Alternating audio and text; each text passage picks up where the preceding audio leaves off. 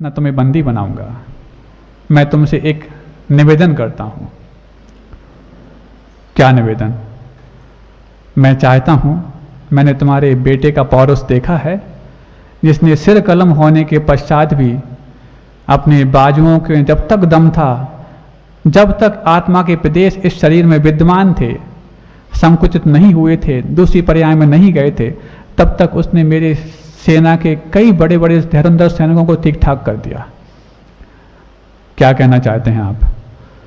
मैं सिर्फ इतना कहना चाहता हूं, आप मेरे राज्य में बाइज्जत चलिए और हमारे राज्य की कन्याओं से आप विवाह कीजिए और ऐसे पौरुष वाले पुत्र को आप जन्म दीजिए। ये जब बात सुनता है अभिराम का पिता, तुरंत कहता है, ये मुझसे संभव नहीं। क्यों?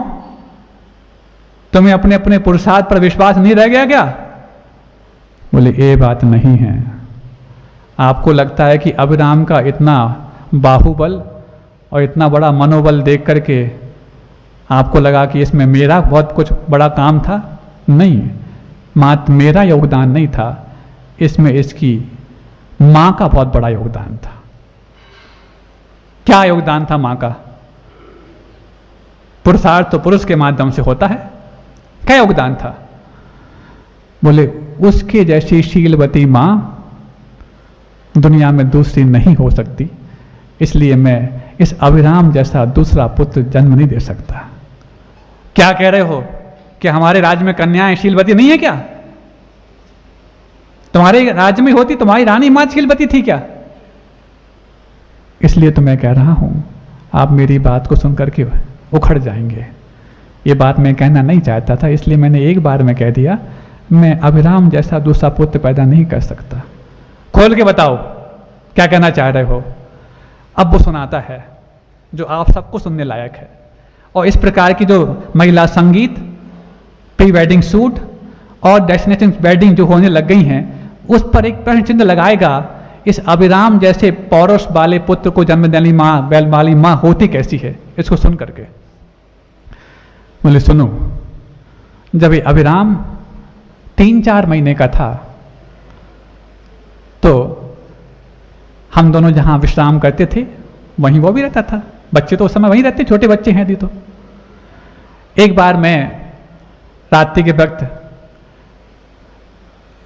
अपने शयन कक्ष में पहुंचता हूं तो बच्चा भी जागा हुआ था, महारानी भी जाग रही थी, और मैं कुछ महारानी से राग भरी बातें कहने लगा। तो जैसे मैं अपनी महारानी से राग भरी बातें बोला, तुरंत वो कहती हैं, आपको शर्म नहीं आती? परपुरुष के सामने ऐसी राग भरी बातें करते हो? तो मैं हंसने लगा, यहां पर कौन है? यहां तो हम दोनों ही हैं, और परपुरुष तो संभव ही नहीं है। हमारे इतने शयन कक्ष में परपुरुष आ जाए, संभव ही नहीं। बोले, है, कौन है? बोले, ये। तो अभिराम की ओर इशारा करके बोलती है, तुम परपुरुष के सामने ऐसी राग भरी चेष्टाएं करते हो? और ये तो ठीक है, जैसे ही उसने बोला ये, तुरंत उस 2-3 महीने के बच्चे ने अपने मुंह को ढक लिया। मतलब वो इतनी संवेदनशील अपने पतिव्रता पढ़ने के ऊपर गए और शील की रक्षा करने के लिए कि अपने गर्भ में जिस बच्चे को उसने संस्कार दिए थे, वो 2-3 महीने का बच्चा भी इन बातों को सुनकर के अपने चेहरे को ढक लेता है। ऐसी शीलवान नारी जब मिल जाए, तब मैं अभिराम जैसे पुत्र को देने लायक बन सकता हूं जन्म। ऐसी रानी आपके यहां मिल सकती हैं? ऐसी कन्याएं आपको मिल सकती हैं? वो राजा जिसने उसके ऊपर सेना के माध्यम से चढ़ाई की थी, वो सेना के बलबूते पर विजय हासिल की थी, आज शील के मामले में पराजित सा महसूस करता है। बात आपको समझ में आई? और यदि गहरी बात है तो उस अभिराम की आपको अच्छी अनुमोदना करना चाहिए।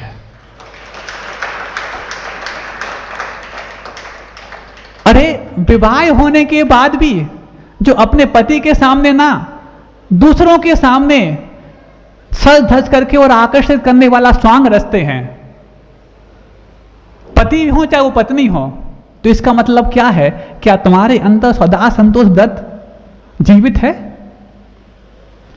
सदा संतोष व्रत होता क्या है? अपने जीवन साथी में ही संतोष, बाकी सबका त्याग, इसका नाम सदा संतोष है। यूं तो ये कानून भी बोलता है, समाज भी चाहती है और आप दोनों एक दूसरे से भी चाहते हैं, लेकिन उसके बावजूद भी इसकी रक्षा के लिए क्या करते हैं? शेष सुदर्शन जिनका नाम लेके आप भजनों में गाते हैं कि शेष सुदर्शन को सूली से मुक्ति मिली, राजेंद्र हुए। ये सोचो, वो सेठ के भी देवताओं ने आके पूजा की। अरे साधु की कोई देवता पूजा करे तो बात समझ में आती है, लेकिन एक गृहस्थ की यदि देवता पूजा कर ले जिसकी स्वयं अपनी अर्धांगिनी भी है, तो कितनी बड़ी बात है। जब उस पर उस राज्य की रानी मोहित हो गई और तरह तरह के उस पर हथकंडे अपनाए, और जब उसमें कामयाब नहीं हुई तो उल्टा आरोप लगा दिया उस शेष सुदर्शन पर कि इसने मेरे साथ जबरदस्ती करने की कोशिश की।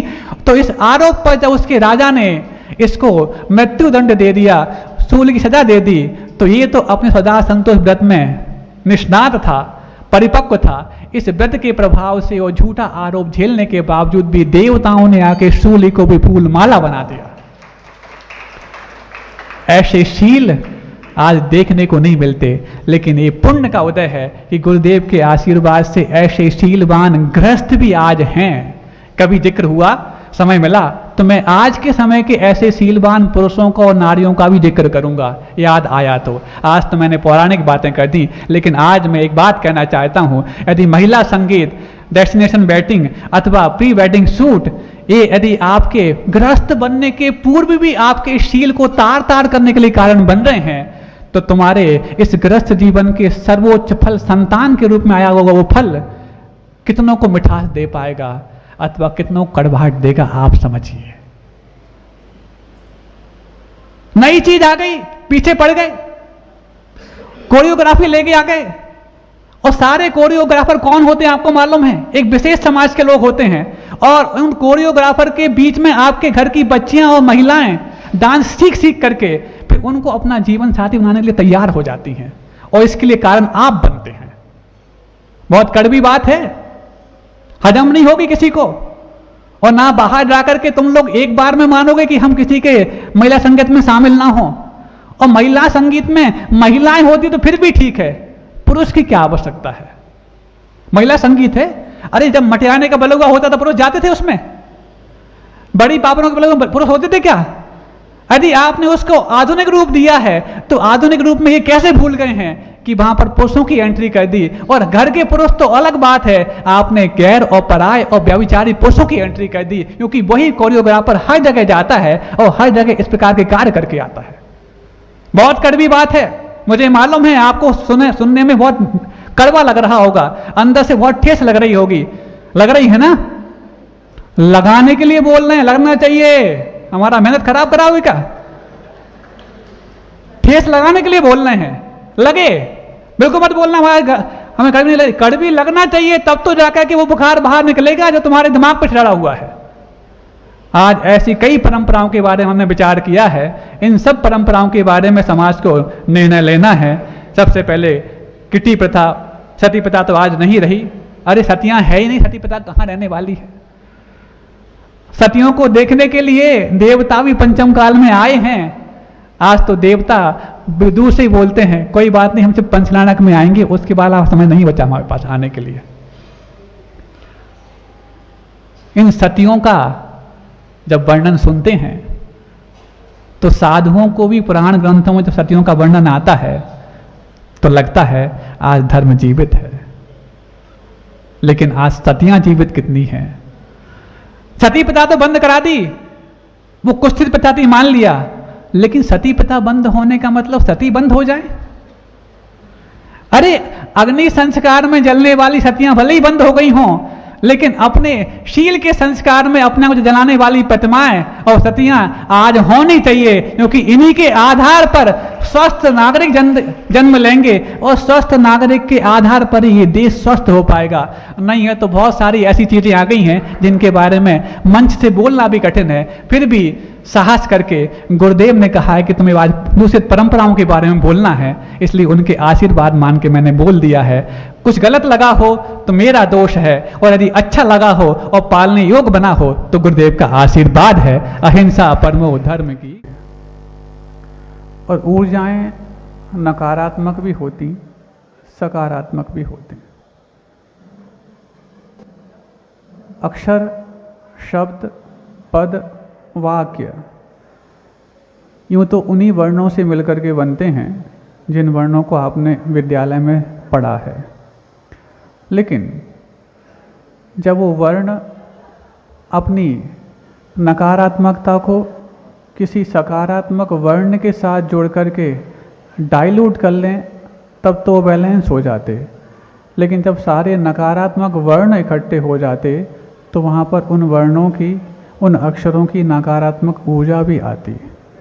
और सारे यदि सकारात्मक वर्ण इकट्ठे होकर किसी पद का निर्माण या वाक्य का निर्माण कर लेते तो वहाँ पर सकारात्मक ऊर्जाएं बन जाती। जैसे सुबह बताया, बीजाक्षरों में ऐसे उन बीज अक्षरों की ऊर्जा है जिनके माध्यम से भगवान के मस्तक से धारी गई वो शांति धारा जब उन वर्णों के साथ मिश्रित होकर के हमारे माथे पर लगाने योग्य जब बन जाती है तो ऐसा लगता है कि वो हमारे मस्तक को इतना पवित्र और शीतल कर गई कि उठने वाले तमाम ऊहापोह उसके माध्यम से समाधान को प्राप्त हो गए। प्रत्येक शब्द की अपनी अपनी एक ऊर्जा है। अब नामकरण संस्कार भी होता, आप अच्छे अच्छे विशेष नाम अपने बच्चों के रखते। जन्म देने के बाद महापुरुषों के भी अपने अपने नाम रखे गए। कई सारे महापुरुष आपके दिमाग में आते होंगे जब पुराणों को आप पढ़ते हैं अथवा याद करते हैं। लेकिन सर्वाधिक जिन महापुरुष का नाम लेने के बाद हमारे मन को, चेतन को, तन को और आत्मन को शांति मिलती है, यदि उस महापुरुष के नाम को हम बताएं और यदि बात सही हो तो आपकी अनुमोदना भी चाहेंगे। ऐसे उन महापुरुष का नाम तीर्थंकरों में भी अनंत तीर्थंकर हुए, लेकिन जिनका नाम लेते ही मन को शांति प्राप्त हो जाती, ऐसे वो शांतिनाथ भगवान हैं। जन्म कल्याणक, तप कल्याणक और मोक्ष कल्याणक दिवस है। सोचो, नाम मात्र लेने से तब तो भले ही हमने अपनी क्षयोत्सम सम्यक दर्शन के कारण शांतिनाथ को शांति का कर्ता कह दिया हो, लेकिन उस शब्द में भी अपनी एक ऊर्जा है जिस ऊर्जा के माध्यम से आप लोग अपने भीतर शांति जैसा अनुभव करते हैं। बैठ जाओ, आप लोग शांति जैसा अनुभव करते हैं। और जब वो शांति भीतर प्राप्त होती है तो उस विशेष दिन कुछ नए नए काम होते हैं। कुछ लोग जो पहले शांत थे वो अपना मौन तोड़ने लग जाते हैं, और जो बहुत भीतर से उद्वेलित थे वो भी शांत होने लग जाते हैं। ये शांतिनाथ भगवान का ही चमत्कार है। छोटा कोई नहीं है। सबको यदि अपनी भूमिका को अदा करने का अवसर मिल जाता है तो उस भूमिका में वही बड़ा होता है। जब घर में विवाह हो और 4 बच्चों की शादी हो तो वैसे भले ही शादी के पहले बड़े को बड़ा मानते हो, लेकिन जब छोटे की शादी हो तो जिसकी बारात उसके ही गीत गाए जाते हैं। तो जिस दिन जिसका नंबर आएगा उस दिन का सौधर्मेंद्र वही माना जाएगा, चाहे वो राजा सोम हो, चाहे वो श्रेयांश हो, चाहे सौधर्म सनत कुमार महेंद्र कोई भी हो। ये उस दिन, उस समय उसकी भूमिका के बगैर वो कार्य संपन्न होता ही नहीं। इसलिए हर व्यक्ति की उस भूमिका में विशेष महत्व होता है, और इस महत्व को जब सामान्य व्यक्ति नहीं समझ पाता तो इस महत्व को समझ करके जनता के सामने गुरुओं को समझाना पड़ता है कि नहीं, आप सबकी अनुमति इसमें होनी चाहिए, ताकि इस कार्यक्रम में आपकी भव्यता सिर्फ मात्र किसी एक व्यक्ति का कार्यक्रम और एक समाज का कार्यक्रम नहीं, ये तो पूरे विश्व का कार्यक्रम इसलिए है क्योंकि विश्व गुरु आचार्य विद्यासागर जी महाराज का आशीर्वाद और उन्हीं के पट्टाचार्य आचार्य समय सागर जी महाराज का आशीर्वाद इसको प्राप्त हुआ है, वो सर्वप्रथम रूप में। क्योंकि चक्रवर्ती थे कौन? शांतिनाथ भगवान। पंचम चक्रेश बोलते ना उनको। तो जो 14 रत्न उनके पास, 7 जीवित 7 निर्जीव। छोड़ते वक्त बोलते पहले कोई संगीतकार बोली लगवाए फिर हम छोड़ें। एक गाना गाए तो एक रत्न छोड़ देंगे, दूसरा भजन गाए तो दूसरा रत्न छोड़ देंगे। ऐसे 14 भजन गाना पड़ता, तब जाके 14 रत्नों का त्याग हो पाता। 9 भजन और गाने पड़ते, तब 9 निधियाँ छूट पाती। और जब रानियों की बात आती तो भगवान पूरा 2-4 साल लग जाते, तब जाके एक एक भजन में एक एक रानी का त्याग हो पाता। ऐसा किया क्या शांतिनाथ भगवान ने? नहीं। तुम कितने ही भजन गाओ, चाहे भोजन गाओ, कुछ भी करो, वहाँ पर तो एक ही अंदर से भाव पैदा हो गया, ये सब नश्वर है। यदि इस संसार में सुख होता, तीर्थंकर क्यों त्यागे? काहे को शिव साधन करते, संयम सो अनुरागे। वो तो 84 लाख हाथी, 18 करोड़ घोड़े, 360 रसोइये। सोचो आपके घर में तो एक रसोइया है, उसकी भी तमाम बातें सुननी पड़ती हैं, तब जाकर के आपको भोजन नसीब होता है। वहाँ पर प्रतिदिन का अलग अलग, नहीं हो सकता है, गुरुदेव तो कहते थे कि सुबह का अलग, शाम का अलग भी हो सकता है। हालांकि चौथे काल में एक भुक्ति होती है, फिर भी मान लो अब वो तो कोई असंयमी व्यक्ति के लिए कोई भुक्ति का नियम तो होता नहीं। तो जितने समय चाहो उतने उतने नए रसोई आ जाएं। 60,000 पुत्र, 60,000 वर्ष जिसने अपने विजय निकालने में लगा दिए, इसके अलावा और कितना वैभव। कटक ऐसा कि इतना बड़ा कटक जिसको देख करके दुनिया हैरान रह जाए। ये सब कुछ होने के बावजूद भी कभी बोलियां नहीं लग पाई, लेकिन अंदर से जैसे आत्मा बोल उठी, सबको एक साथ छोड़ दिया, और आज जाकर के उनका नाम हमारे लिए इतना बड़ा बन गया कि कितनी भी उथल पुथल दिमाग में हो, अशांति मची हुई हो, नाम लेते ही भीतर से शांति छा जाती है। ये नाम का काम जितना नहीं, उतना काम का नाम था, जिस कारण से शांतिनाथ भगवान चक्रवर्ती होकर के भी, सोचो 5 वालयति अपने आप में प्रमुख हैं, वासुपूज्य, मल्लिनाथ, नेमिनाथ, पार्श्वनाथ, महावीर। लेकिन फिर भी, और अपन तो भगवान महावीर के शासन काल में जी रहे हैं, लेकिन उसके बावजूद भी कभी यदि मन को शांति चाहिए हो तो जिनके शासन काल में हम जी रहे हैं उनका नाम आ तो जाता है नाम, लेकिन फिर भी मन में आता है भगवान महावीर का नाम भी ले लो, लेकिन पहले शांतिनाथ का पहले ले लो। क्यों? हर व्यक्ति को शांति अभीष्ट है। आप लोग से पूछा जाए, जो भी आप कर रहे हो, बच्चे चाहे पढ़ाई कर रहे हो, बड़े लोग चाहे बिजनेस कर रहे हो, महिलाएं चाहे गृहस्थी संभालती हो, अथवा कोई जॉब करता हो, किसी से पूछा जाए ये तो जो कर रहे हो उसके पीछे लक्ष्य क्या है, तो पहला तो उत्तर पाएंगे आप लोग अर्थोपार्जन। ठीक है, उससे क्या पाना चाहते हो? सुख सुविधाएं। उससे क्या पाना चाहते हो? सेटिस्फैक्शन। उसके पास क्या पाना चाहते हो? जब ये लगातार प्रश्न करते जाओ तो अंत में जाके वही कहता है शांति चाहते हैं।